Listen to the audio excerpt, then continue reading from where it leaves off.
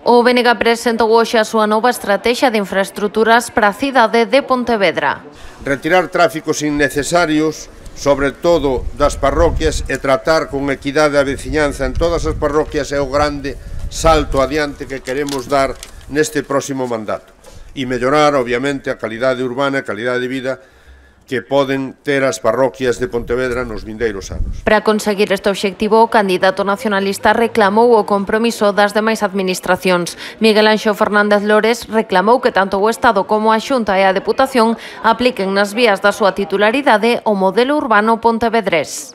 Exixir que as súas vías en Pontevedra teñan os mesmos estándares de calidade e de seguranza viaria que as vías municipais.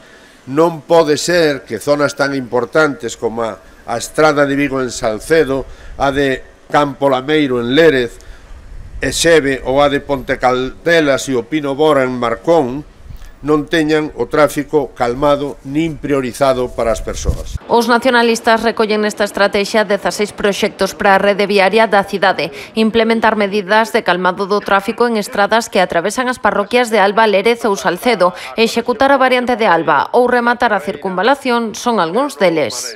Pontevedra é a única capital de provincia que non ten circunvalación e en Madrid gobernen uns ou gobernen outros, a obra non avanza. Levamos 8 anos de obras para os 6 primeiros kilómetros do tramo que está iniciado neste momento. Somente do primeiro treito. E dos outros 2 treitos somente sabemos que están parados. O alcaldable do BNG asegurou tamén que de manterse como rexedor o Concello estaría disposto a colaborar coas administracións responsables de executar estas actuacións. Tamén se ofreceu a asumir a titularidade de algunhas das estradas do rural.